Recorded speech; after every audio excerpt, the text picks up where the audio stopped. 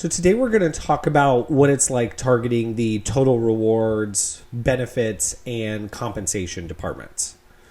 So the first thing that you do, and I'm bucketing benefits and compensation under total rewards, but many times they do sit separate, or in the organization, they don't have anybody with a total rewards title at all. So the first thing that you need to do is look at your target list and start to look at what we call the HR maturity of an organization. So HR maturity just means what from the outside does it look like their HR team is doing, investing, and what is kind of the maturity and size of that organization. As I mentioned, not everybody has a title of total rewards in their HR department, and that goes even for larger organizations. They can be called many different things. Sometimes they're not called total rewards at all. Inside of total rewards, you'll also have things like wellness.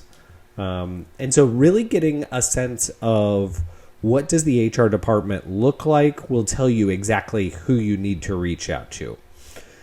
Now, on the smaller side of organizations, let's say under 1,000 employees, unless it's tech or some other industries, it's pretty rare to have a total rewards title in a smaller organization. Normally, you have your directors, VPs of HR, a bunch of generalists, and then the first department that's built out is recruiting.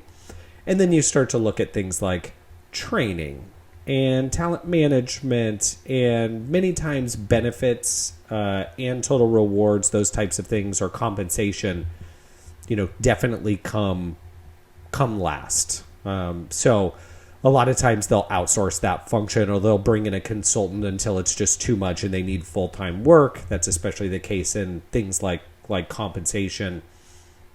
But once those organizations are built out, there's a couple things to consider. So let's go one by one.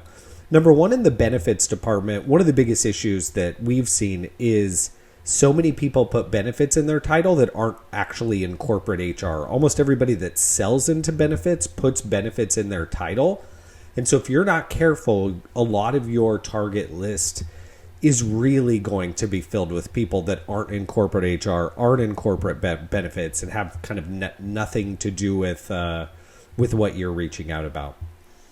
As we think about compensation specifically, usually these are pretty small departments. There aren't very many people in compensation.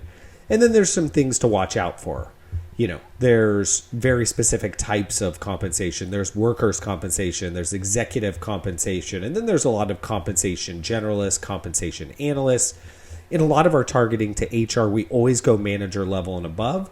Well, that's not the case in compensation. I mean, usually the departments just aren't big enough that basically if they have a compensation title, then you most likely want to include them in your outreach in some capacity, and no different than any other part of the HR organization.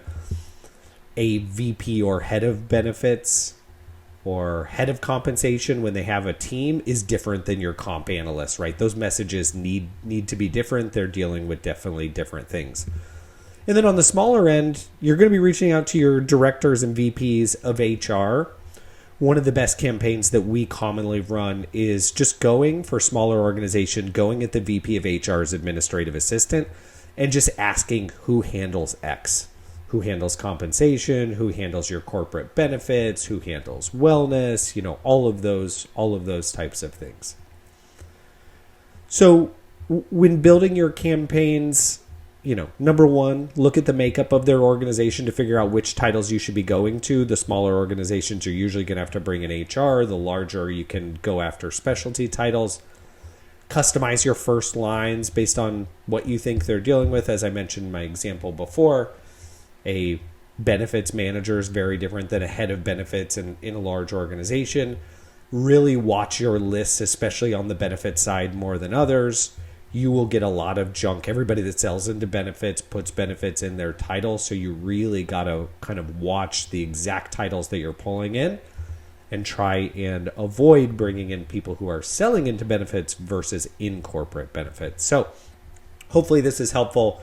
We've done so much outreach for compensation companies, point benefits, wellness, kind of those types of things. We have a ton of experience kind of understanding exactly how to build these campaigns and segment them in a way that gives you a chance when you're calling to customize your pitch and customize your email and customize your LinkedIn outreach. So hopefully that's helpful. Don't hesitate to reach out if you have any questions.